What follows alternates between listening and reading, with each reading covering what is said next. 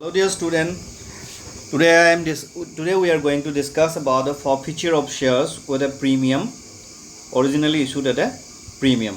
So यहाँ पे हमारे पास एक क्वेश्चन है जिसमें we have got 10,000 units to be sold out and its price is 10 rupees which has been sold at 12 rupees. That means it's a question of premium.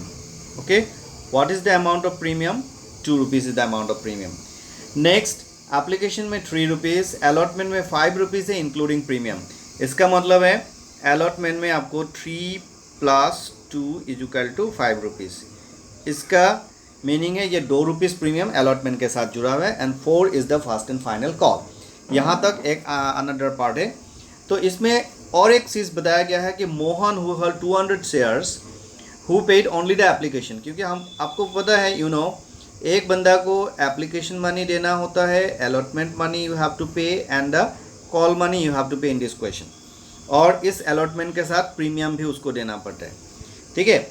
और another person who has holding 300 shares who has failed to pay only the calls. ये भी आपको पता है call देना पड़ता है, allotment देना पड़ता है और एप्लीकेशन मनी देना पड़ता है. और अलॉटमेंट के साथ क्या देना पड़ता है? प्रीमियम भी देना पड़ता है. ठीक है. लेकिन 200 शेयर्स लेने वाला Mohan has paid only the application money. He did not pay allotment, he did not pay call. That means we did not pay premium also. Okay, इस तरह से समझना है. वो अलॉटमेंट नहीं दिया मतलब वो प्रीमियम भी नहीं दिया. ठीक है. और दूसरे कहानी में ओलोक ही डिड नॉट पे ओनली द कॉल. वो सिर्फ कॉल नहीं दिया मतलब उन्होंने एप्लीकेशन दिया, अलॉटमेंट दिया. तो अलॉटमेंट दिया मतलब वो प्रीमियम भी दिया.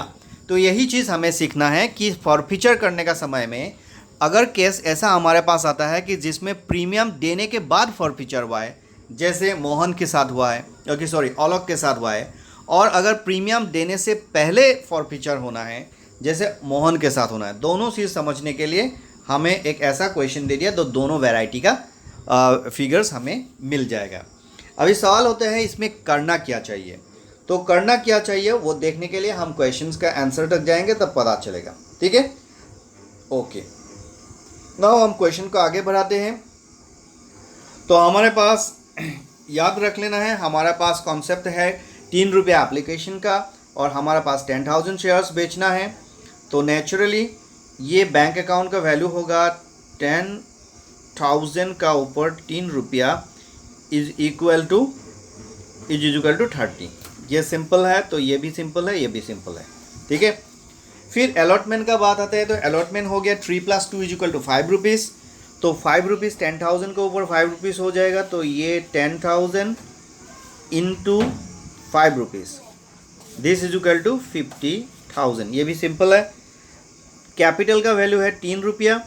तो 10,000 का ऊपर 3 रुपीज़ = ये हो गया 30. और सिक्योरिटी प्रीमियम है 10,000 के ऊपर 2 रुपया करके आपका सिक्योरिटी प्रीमियम हो गया 20,000. यहाँ तक भी बात सिंपल है. ठीक है. फिलहाल यही तीनों तक ओके.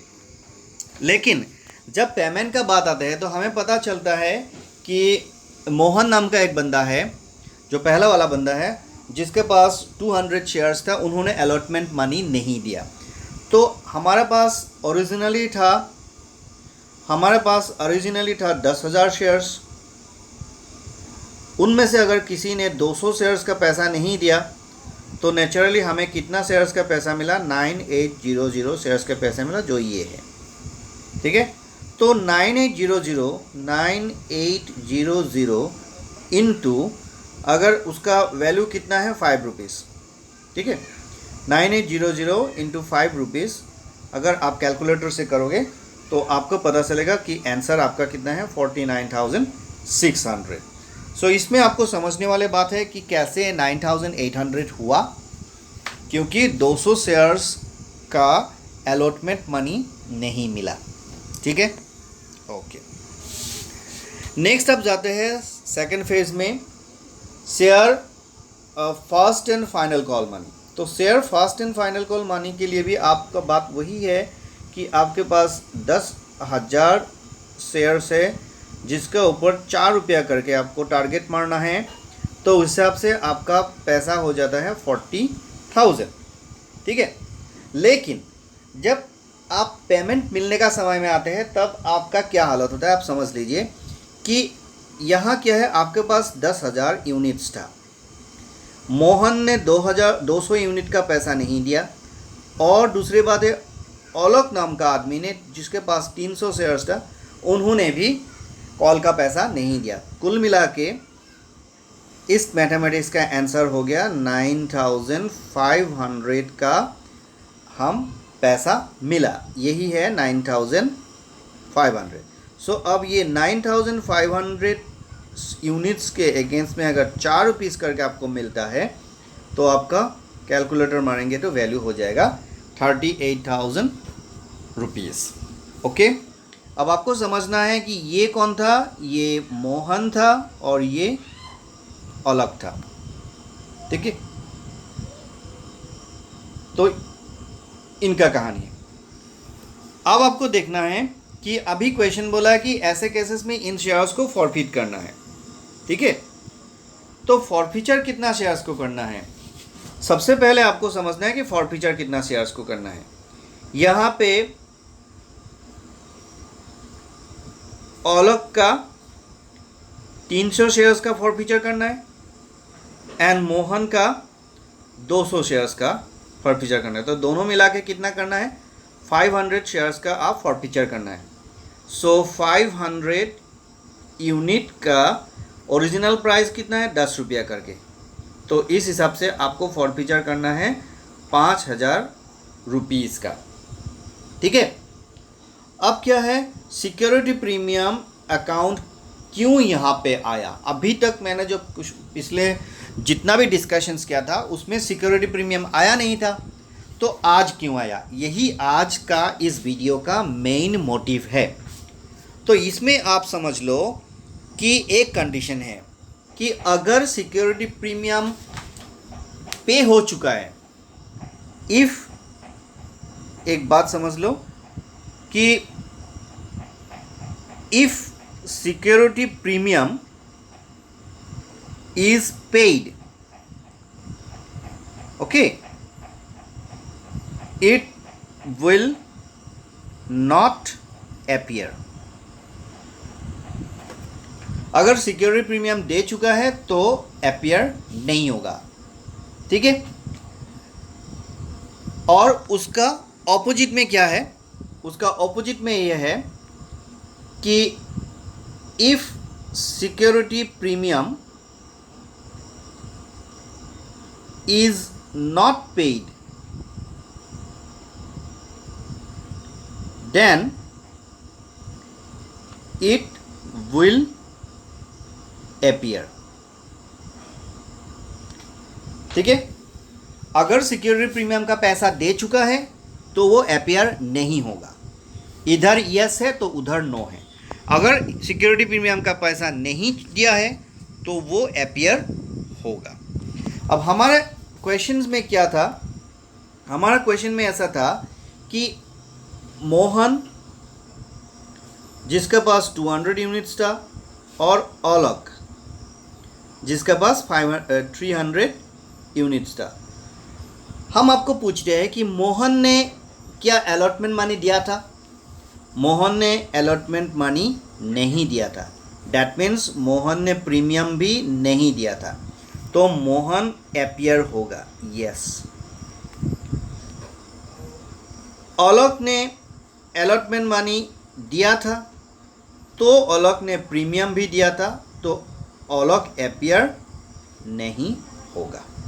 दैट मीन्स 200 शेयर्स के लिए सिक्योरिटी प्रीमियम अकाउंट दिखाया जाएगा, लेकिन औलक का 300 शेयर्स के लिए सिक्योरिटी प्रीमियम नहीं दिखाया जाएगा। दैट मीन्स आपका सिक्योरिटी प्रीमियम सिर्फ मोहन का फिगर्स के लिए दिखाया जाएगा और सिक्योरिटी प्रीमियम का वैल्यू है 2 रुपया करके, इज इक्वल टू 400 रुपीज़।